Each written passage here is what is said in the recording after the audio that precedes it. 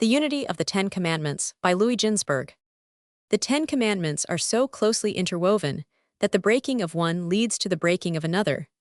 But there is a particularly strong bond of union between the first 5 commandments, which are written on one table, and the last 5, which were on the other table. The first commandment, I am the Lord thy God, corresponds to the 6th, Thou shalt not kill, for the murderer slays the image of God.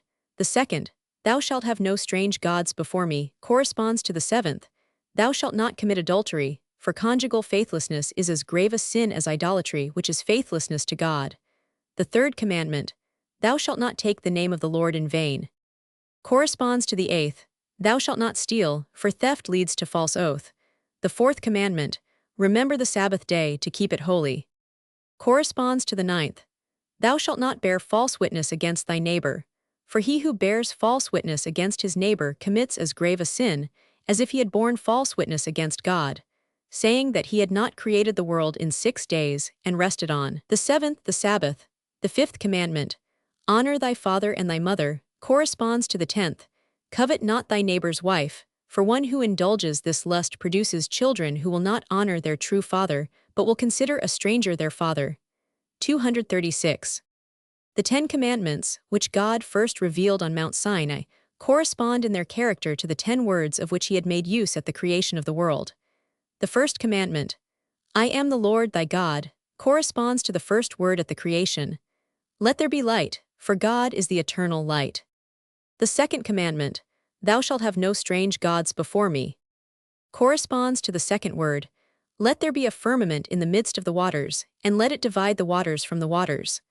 For God said, Choose between me and the idols, between me, the fountain of living waters, and the idols, the stagnant waters. The third commandment, Thou shalt not take the name of thy God in vain, corresponds to the word, Let the waters be gathered together, for as little as water can be gathered in a cracked vessel, so can a man maintain his possession which he has obtained through false oaths. The fourth commandment, Remember to keep the Sabbath holy, corresponds to the word, Let the earth bring forth grass, for he who truly observes the Sabbath will receive good things from God without having to labor for them, just as the earth produces grass that need not be sown.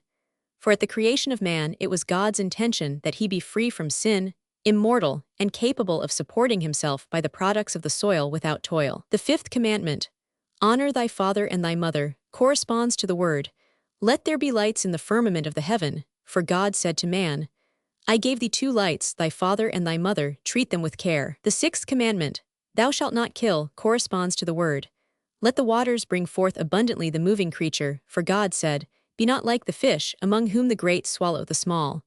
The seventh commandment, Thou shalt not commit adultery, corresponds to the word, Let the earth bring forth the living creature after his kind, for God said, I chose for thee a spouse, abide with her. The eighth commandment, Thou shalt not steal, corresponds to the word, Behold, I have given you every herb-bearing seed, for none, said God, should touch his neighbor's goods, but only that which grows free as the grass, which is the common property of all. The ninth commandment, Thou shalt not bear false witness against thy neighbor, corresponds to the word, Let us make man in our image.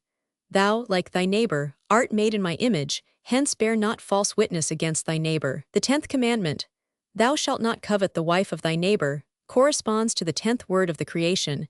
It is not good for man to be alone, for God said, I created thee a spouse, and let not one among ye covet his neighbor's wife. 237.